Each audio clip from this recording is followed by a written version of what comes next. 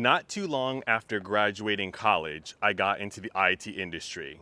And back then, it was my dream and a lot of people's dreams to work at a big tech company, one of the FANG companies that they were known as at the time, a Facebook, an Apple, an Amazon, a Netflix, a Google. To see the way that they had everything set up where you could basically spend your whole adult life on campus, and they had fun activities and free food. And this was at the beginning of everyone talking about their culture. It looked like an absolute blast, and these companies look like amazing places to work for. Like you were a rock star or a prince or something really incredible. I mean, everybody wanted to work at one of these big companies, whether it was for that culture, for that environment, or to at least have that on your resume to say, I worked at a Facebook or I worked at Google, and have that on your resume forever. You could put on your LinkedIn, ex-Google, ex-Facebook, and you were basically a made person from there on out. But in 2024, it seems like the bigger they are, the harder they fall, because most of these companies that we all wanted to work at, that we considered our dream jobs, are laying off a bunch of people. Well, in fact, everyone's laying off a bunch of people. But between that and the downfall of the culture, the downfall of other perks and aspects that made these things so wonderful and so amazing, is it better to just work at a small, no-name company and not have to worry about big, massive layoffs? To only really get let go if your performance, your actual performance slips and is on the decline. So today I want to talk about big tech and how it went from dream job to nightmare. The first article I want to go over with you today is from CNBC, and it's titled, How Working for Big Tech Lost Dream Job Status. Despite blockbuster earnings from giants such as Alphabet, the parent company now of Google, and Microsoft, layoffs continue to ripple through the tech industry. Layoffs.fyi, a platform monitoring job cuts in the tech sector, recorded more than 263,000 job losses in 2023 alone. As of April, there have been more than 75,000 job losses in the industry so far in 2024. And the article says, so instead of rewarding the growth that we saw tech companies all pursue years ago, they're now rewarding profit, said Jeff Schulman, professor of the University of Washington's Foster School of Business. And so the layoffs have continued. People have become used to them. Regrettably and sadly, it seems like the layoffs are going to be the new normal.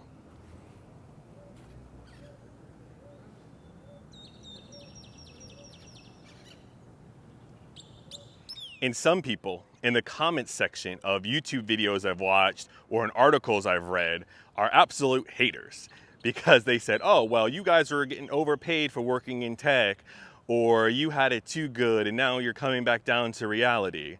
I mean, the reality is that whether you're in tech or any other industry, you should be able to make a living wage.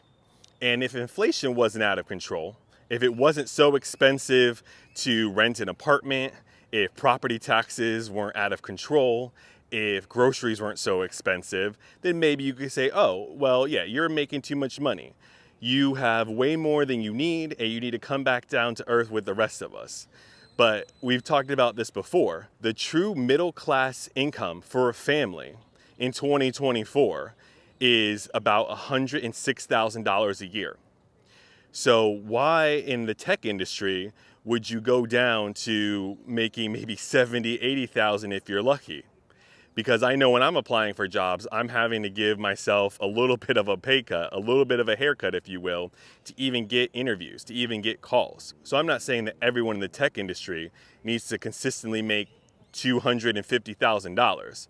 But if you're not making over 106,000, especially if you're the only income earner for your family, then you're below middle class. I'm not saying you need to be wealthy and be able to buy your own yacht, but I am saying you should be able to afford your mortgage, afford your bills, keep your car well maintained, and it shouldn't matter what industry you're in, tech or otherwise, you should be able to make a living wage for the area that you're in, especially when it comes to a lot of these tech companies. People who have to move to San Francisco, to New York City, do you really think they can survive on 50, 60,000? There's a difference between corporate greed and just trying to make a fair living wage. So let's not place all the blame on tech workers being greedy when the CEOs, when the people in charge calling the shots are making millions and millions of dollars, and the average person is just trying to make enough money to put gas in their vehicle.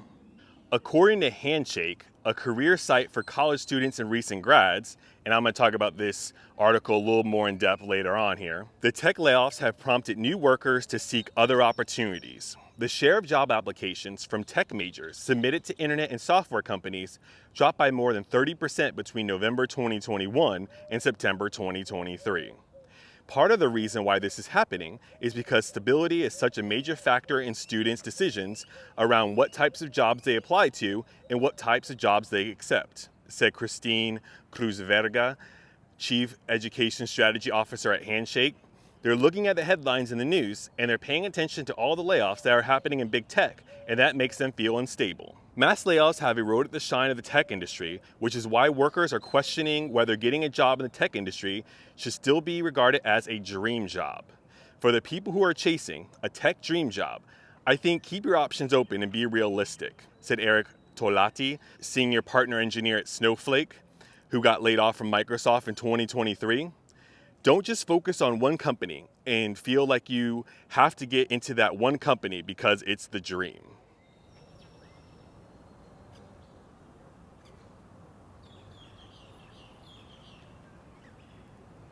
Now, this article on handshake.com, and I put all of my articles listed down in the description below. If you want to read the full thing, I'll just go over some of the highlights here. But it says, over the past year, there's been a fundamental shift in the way early career tech talent approaches the job search. High-profile layoffs have shaken confidence in both big-name tech companies and fast-growing startups.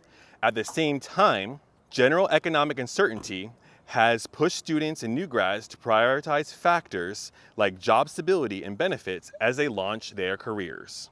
Although the dust is far from settled, it's clear the tech contraction has redefined what an ideal career path looks like for a tech major. Our data reveals 4 key trends to watch in 2024 and beyond. Number 1, internet and software companies have significantly slowed early career hiring. Job postings by internet and software companies on Handshake dropped steeply in 2022 and hovered around 40% of 2021 volume last year. So in recent years, we've really seen a change in hiring philosophy, because when it was all about tech startups, you really had to have these quote unquote unicorns, the best in the business, people who are so bright. I mean, a lot of people worked at startups, got them off the ground, sold them, and then they'd meet up with their friends to do additional startups. Now, yes, we have big tech, they're getting involved, they have tons of money to spend and all that good stuff, but they're looking for the cheapest labor possible. I think when Elon did his layoffs at the company formerly known as Twitter, he knew that the company survive even after laying off a good chunk of their workers. And this seems to be, over the past year or so, the model that everyone's following. Can we still make a profit? Can we still create our services for our customers, even if we have more of a skeleton crew? Because a lot of things they view as nice to have. It's okay if we have it, it's okay if we don't. And that really turned into mass layoffs where we're not getting the quality that we used to get.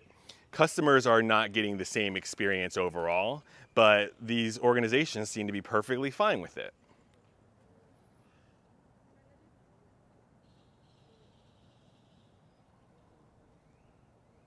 I mean, when's the last time you called in for customer service and you talked to someone in the United States of America? You might talk to someone in the Philippines and Indonesia, but you're certainly not taking your bare bone customer service complaint and talking to a US citizen. You're definitely not doing that. And then when it comes to the quality, I mean, most of these apps and websites are a shell of their former self. They're not spending money on user experience and optimizing their platforms. I mean, almost every website that I see is a lot worse than it used to be because they're just doing the bare minimum, right? It reminds me of Office Space where Jennifer Aniston's character was always upset, and her boss was like, well, you know, you only have 13 pieces of flair or something like that. And she said, but the rules are 13 pieces of flair, and the minimum is 13 pieces of flair. And he says, well, do you want to just do the bare minimum? Well, these companies, they apparently just want to do the bare minimum. And to make it easy to do the bare minimum, they're hiring people with minimum skills or people from other countries. In the IT industry, I mean, we're seeing people nearshored to Mexico. I mean, John Deere just completely up and left the United States to go to Mexico. And then mostly we're seeing US jobs exported to India. I mean, these guys work hard, they're super smart, they're super intelligent, but I mean, they're paying them nothing compared to the US counterparts. And if you're a college graduate and you're looking for an industry in which you can make the most amount of money, I don't think a US citizen competing with the salary of someone who's in India is going to make you as much money as you could possibly dream of. Number 2, tech majors are shifting their applications to other industries. The share of tech majors' job applications submitted to internet and software companies dropped by more than 30% between November 2021 and September 2023, while the share of applications submitted to government jobs more than doubled. And yeah, that's the advice that I see a lot of times in the comment section is just get a good government job because they'll pay, they I guess don't do layoffs, and that's more the way to go. But what happens when you're already like in your mid-career and you have all this experience in technology? I mean, do you really think you can just switch to a government job that has nothing to do with tech? I mean, maybe you can, and I guess it's not too late to learn new things, but it just seems like at least in 2024, right now, until things get better somehow by some miracle, you need to have the exact skill set. So I don't think you can just take all of your tech education and experience and just quickly and easily move over to some basic government job. But yes, if you're at the beginning of your career, I can totally see how you wouldn't want to do a tech industry anymore. You might just want to get a good, quote unquote, stable government job. I really can't blame you for that. Number 3, students from underrepresented backgrounds are increasingly likely to major in tech, but are less likely to apply to certain industries. Women tech majors submit fewer applications to tech companies, and Black and Latino tech majors are less likely to apply to roles in finance and consulting. So in every comment section I see, everyone's talking about DEI and diversity, equity, and inclusion, and basically every time they would usually say affirmative action, they're just saying DEI to count the hiring of minorities when it really should just be white people getting hired. Trust me, I wish DEI was as prominent as you guys say. Maybe it's for different orientations, maybe it's for different genders, but as a quote unquote minority in this country, I'm not getting these kind of job offers that everyone thinks that anyone not white is getting. So I wish that was the truth, but I guess it really isn't. So I got to keep working hard just like everybody else. Number 4, locations outside traditional tech hubs are attracting more tech applicants. Tech majors submitted a larger share of their applications to states like Michigan, Ohio, and Florida in 2023. Yeah, I was actually really surprised because when I graduated, I actually graduated with degrees in real estate and finance and eventually went on to get my MBA. But yeah, in the state of Florida, I couldn't find a whole lot of finance jobs that were not like sales positions. Like I could be a financial advisor, but that's basically a sales position. So that's why I was able to switch to tech and why I did in the first place, because most of the good paying jobs in Florida are tech jobs. So I guess that's still the truth.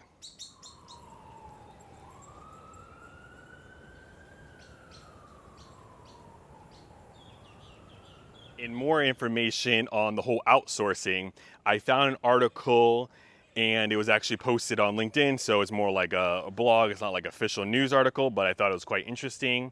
And it's titled Top 10 Outsourced Roles for 2024. In 2024, expect to see an emphasis on leveraging offshore talent from marketing, IT, artificial intelligence, and content creation. Finding and keeping talent continues to pose challenges for countless U.S. businesses. Many have started going offshore to find highly skilled workers to tackle a wide range of roles. Over the next year, a tight job market in AI will impact which roles go offshore. These are the top 10 offshoring jobs for which we expect to see greater demand in 2024. So this ties back to if you're a young person and you are in college, about to go to college, or just finished college, well, hopefully not just finished college with a tech degree like a computer science degree, but like, why would you go into technology and go into these industries that can so easily be offshored? I mean, a company's going to find a way to cut cost and trim their budget no matter what, but at least give yourself a fighting chance. So let's see the top 10 things that this person believes are going to be offshored now and going forward. Number one, digital marketing and social media management. Yeah, I mean, that's not something that requires a great mastery of the English language, especially with Grammarly, which is not perfect, but even Google gives you a little bit of correction on the things that you're writing. So there's ways around being a fluent English speaker and still doing social media. You can still get the good pictures and you can have someone review what you're doing. Like, there's ways around that for sure. Number two, IT support and cybersecurity. Yeah, once again, like, you call in for tech support and people say, "Thank you so much for calling, and how can I help you, sir? I mean, it's a pleasure to be with you today." And yes, especially if you're just reading from a script, I don't think you really need to have a mastery of the English language. As long as you can read and recite the words that are on the script, these things in customer service take you step by step, and that's all you need to do. You definitely don't need to be located here in the US. Number three, executive assistants. I mean, this is definitely something to outsource, especially if you just need someone to set appointments for you, to take basic notes, to run some simple administrative task. I mean, that could easily be outsourced. And it's one of the things that digital nomads say is kind of something that you should do, as far as just be a virtual assistant or executive assistant, and you could be anywhere you want to in the world. So why not just outsource that and not have to pay US salaries? Number four, graphic design and multimedia production. Yep, I mean, those are things that you could easily outsource. Accounting and financial services. Now, this is not something I love, right? I mean, we talked about TurboTax previously, and you want someone to know exactly what they're doing, be up to date with the latest code. So I don't know if I would feel amazing about my taxes being completely outsourced, but I mean, that's probably already happening when you use TurboTax or some kind of software like that. Content creation and copywriting, absolutely. Prompt engineering, which says, in addition to offshoring to writers and content creators, businesses are hiring dedicated AI professionals to monitor the landscape, test new tools, and suggest future implementations. Number 8, software development. Yep, we know about that. 9, human resources, which is quite interesting, but okay. 10, legal professionals, which is another thing I don't think you really want to outsource. And yeah, that's the end of their list on things that could be outsourced. So yes, if I was, 16, 17 years old and I was trying to figure out my major, I really don't think I would think that a job at a tech company is a dream job. Between whatever AI can do to replace certain people, which I don't think it'll replace everything, but between AI and offshoring talent that could do the same job that you can at a cheaper rate, I don't know what the right answer is, but to me, I would not think that a tech job anymore is a dream job. And with all the layoffs and all the stress and all the hassle around it, it's definitely more of a nightmare. Talk to you later.